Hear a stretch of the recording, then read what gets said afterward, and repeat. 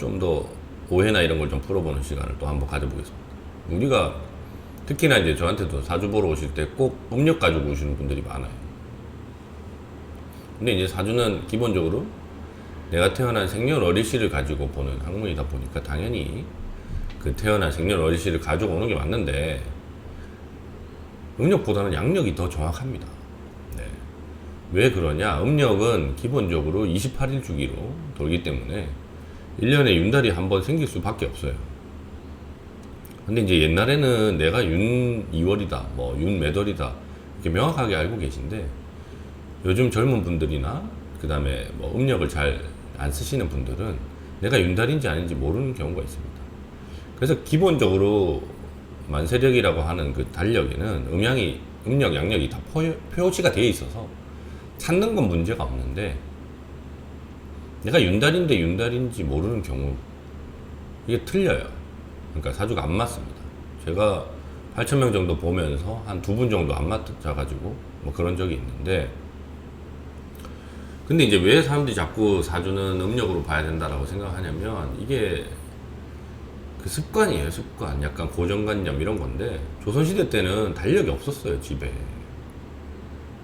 왜? 그 한석규하고 최민식 두 분이 나오는 천문이라는 영화가 있습니다. 세종대왕 때 장영실하고의 그 얘기가 나오는 영화인데, 거기 보면 항상 중국에 저희가 조공바치고 하는 이유가 뭐냐면, 중국에서 달력을 받아와요. 새해가 되면 꼭 보냅니다. 네. 왜? 달력 받아오라고.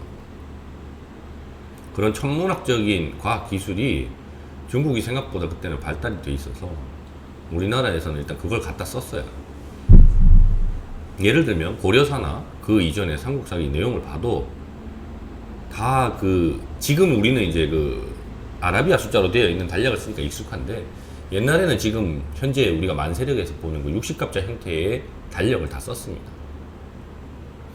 제일 대표적인 게 이제 절에 가시면 절 달력 받으시잖아요. 그런 걸 썼는데 그게 민간에 많지 않았어요. 극비다 보니까. 그럼 이제 그거를 갖다가 물어보려면 관공서에 가든지 아니면 진짜 대감님 집 이런 데 가야 있을까 말까. 근데 옛날에 농업이 주다 보니까 농사 짓는데 그게 너무 중요해요. 아, 그리고 또 하나, 24절기, 입춘, 뭐 이번에 대한, 소한 뭐 이런 거 들으시죠 많이? 뭐 삼복더위에 뭐 말복 뭐 이럴 때 삼계탕도 드시고 하는데,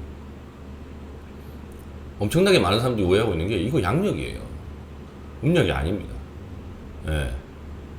365일을 24개로 짜갈라 놓은 거예요, 그냥. 근데 하나는 홀수고 하나는 짝수니까 하루 이틀씩 날짜가 바뀝니다. 예. 그래서 몇 월 며칠 이렇게 지정을 못 하는 것 뿐이지, 사람들이 이게 바뀐다고 자꾸 이거를 음력인 줄 알아요. 아니에요. 양력이에요. 24절기는 양력이고, 그 24절기가 양력인 이유는 결국 이제 태양의 움직임이나 위치에 따라서 기온이라든가 강수량 등등이 크게 바뀌기 때문에 농사 짓기 위해서 그런 걸 썼던 거고요. 근데 이제 조선시대 때 어쨌거나 달력이 없으니까 일반적인 사람들은 뭐 이게 몇 월 달인지 모르잖아요? 근데 되게 쉽게 알 수 있는 방법이 하나가 있었어요. 옛날에는 공기도 맑고 이러니까 하늘에 달이 잘 보였습니다. 달이 되게 밝게 보였어요. 옛날에는 지금처럼 이렇게 조명이나 빛 이런 게 없었어요. 촛불 하나 가지고도 책 보고 했으니까 뭐 얼마나 침침하겠어요. 근데 달 떠봐요. 보름달 뜨면 훤하지. 그러니까 이제 밤에 보통 이제 농사 지면 피곤해서 일찍 자지만, 자다 깨면 이제 밖에 나가보면 달이 없어졌다가 보름달 됐다가 없어지면 한 달이 지났다라는 걸 알 수가 있습니다. 그래서 굳이 양반집에 가서 물어보거나 관공서에 가서 물어보지 않아도, 아, 지금 몇 월 달이구나, 이걸 아는 거죠. 그리고 누군가 내 애나 또는 옆집에 누가 태어났을 때 얘가 몇 년도 몇 월에 태어났는지를 알기 위해서 그 달을 계속 썼던 거예요. 그러다 보니 이제 조선시대 말기까지도 민간에서는 음력을 많이 썼고, 그리고 이렇게 원래는 이제 이렇게 사주 보고 하는 게 민간에 보편화되어 있지 않았습니다. 조선시대 때는. 왜 그러냐면, 중인이 보는 3가지 시험이 있어요. 이제 뭐 천지인 3원인데, 천이 천문학, 이게 관상감입니다. 그 다음 지가 풍수, 지관, 그 다음에 인이 한의학, 내유원, 이렇게 3개가 있는데, 이 3가지가 다 이제 음양오행 이론 가지고 고전에 있는 시험 딸딸딸 외워가지고 치고 왕실에서 이제 필요한 여러 가지 뭐 예를 들어서 천문학 같은 경우 날짜 뽑거나 뭐 이사 날짜, 뭐 궁궐 짓는 날짜 또는 뭐 항상 이제 합궁일 우리가 태어난 날짜도 중요한데 원래는 합궁일이 있어야 태어난 날짜가 나오는 거예요. 9개월 동안 이제 얘가 크니까. 그 다음에 이제 지관은 궁궐터 또는 몇 자리 이런 거 봐주는 거고 인이 이제 내의원이라서 이제 침 놓고 치료하고 이런 건데 조선시대 때도 이 세 가지의 어쨌거나 대가라고 할 수 있는 왕실에서 일하셨던 분들이 평생 하는 게 아니잖아요. 그죠? 거기도 이제 하다 보면 이제 그만두고 나오는데 나와서 외부에서 할 수 있게 해놓은 거는 두 개만 할 수 있게 했어요. 지관하고 내의원에 있었던 그 의사들은 나가서도 본인의 어쨌거나 기술이 있으니까 할 수 있게 했으나 이 관상감에 있던 사람은 왕자, 왕, 대신 등등등의 생년월시 다 알잖아요.